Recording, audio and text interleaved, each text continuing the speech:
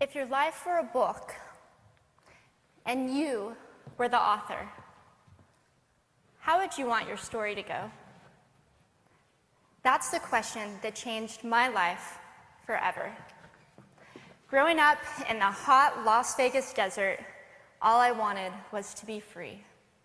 I would daydream about traveling the world, living in a place where it snowed, and I would picture all of the stories that I would go on to tell. At the age of 19, the day after I graduated high school, I moved to a place where it snowed, and I became a massage therapist. With this job, all I needed were my hands and my massage table by my side, and I could go anywhere.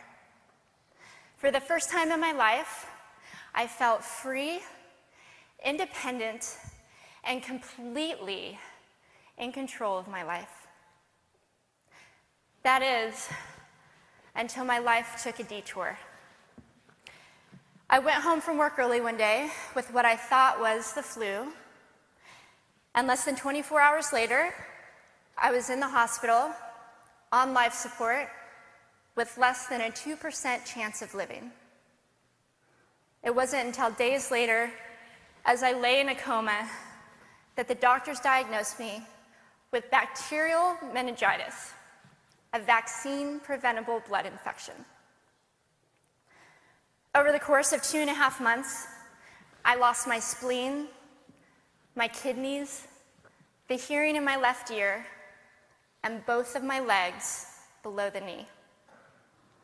When my parents wheeled me out of the hospital, I felt like I had been pieced back together like a patchwork doll. I thought the worst was over until weeks later when I saw my new legs for the first time. The calves were bulky blocks of metal with pipes bolted together for the ankles, and a yellow rubber foot with the raised rubber line from the toe to the ankle to look like a vein. I didn't know what to expect, but I wasn't expecting that.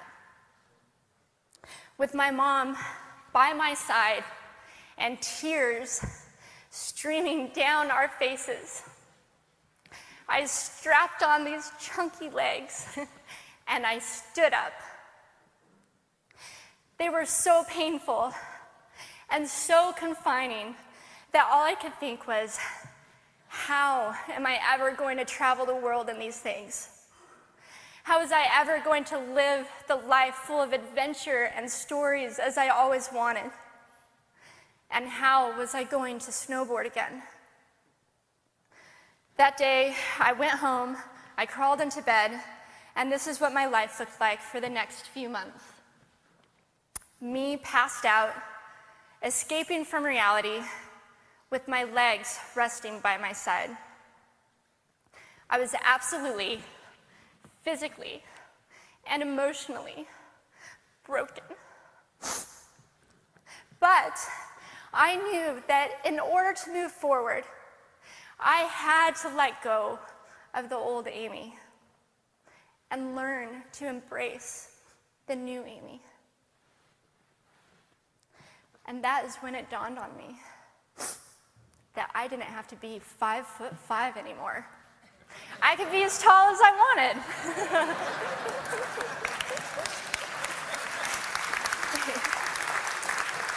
Or as short as I wanted, depending on who I was dating.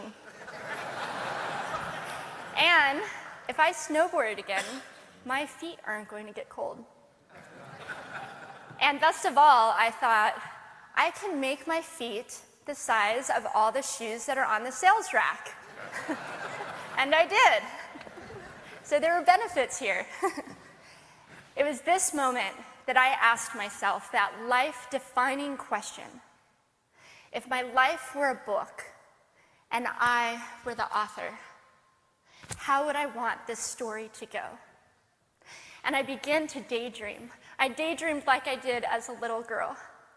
And I imagined myself walking gracefully, helping other people through my journey, and snowboarding again. And I didn't just see myself carving down a mountain of powder, I could actually feel it. I could feel the wind against my face and the beat of my racing heart as if it were happening in that very moment. And that is when a new chapter in my life began. 4 months later, I was back up on a snowboard, although things didn't go quite as expected. My knees and my ankles wouldn't bend, and at one point, I traumatized all the skiers on the chairlift when I fell, and my legs, still attached to my snowboard, went flying down the mountain. And I was on top of the mountain still. I was so shocked. I was just as shocked as everybody else, and I was so discouraged, but I knew that if I could find the right pair of feet, that I would be able to do this again. And this is when I learned that our borders and our obstacles can only do two things. One, stop us in our tracks, or two, force us to get creative. I did a year of research, still couldn't figure out what kind of legs to use, couldn't find any resources that could help me. So I decided to make a pair myself. My leg maker and I put random parts together, and we made a pair of feet that I could snowboard in. As you can see, rusted bolts, rubber, wood, and neon pink duct tape. And yes, I can change my toenail polish. It was these legs and the best 21st birthday gift I could ever receive, a new kidney from my dad, that allowed me to follow my dreams again. I started snowboarding, then I went back to work, then I went back to school, then in 2005 I co-founded a nonprofit organization for youth and young adults with physical disabilities so they could get involved with action sports.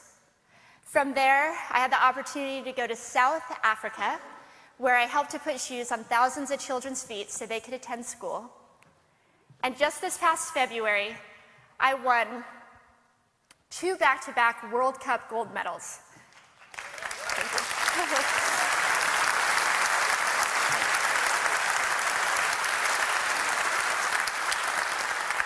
Which made me the highest-ranked adaptive female snowboarder in the world. 11 years ago, when I lost my legs, I had no idea what to expect. But if you asked me today if I would ever want to change my situation, I would have to say no. Because my legs haven't disabled me. If anything, they've enabled me. They've forced me to rely on my imagination and to believe in the possibilities. And that's why I believe that our imaginations can be used as tools for breaking through borders. Because in our minds, we can do anything, and we can be anything. It's believing in those dreams and facing our fears head on that allows us to live our lives beyond our limits. And although today is about innovation without borders, I have to say that in my life, innovation has only been possible because of my borders. I've learned that borders are where the actual ends, but also where the imagination and the story begins. So the thought that I would like to challenge you with today is that maybe instead of looking at our challenges and our limitations as something negative or bad, we can begin to look at them as blessings. Magnificent gifts that can be used to ignite our imaginations and help us go further than we ever knew we could go. It's not about breaking down borders. It's about pushing off of them and seeing what amazing places they might bring us. Thank you.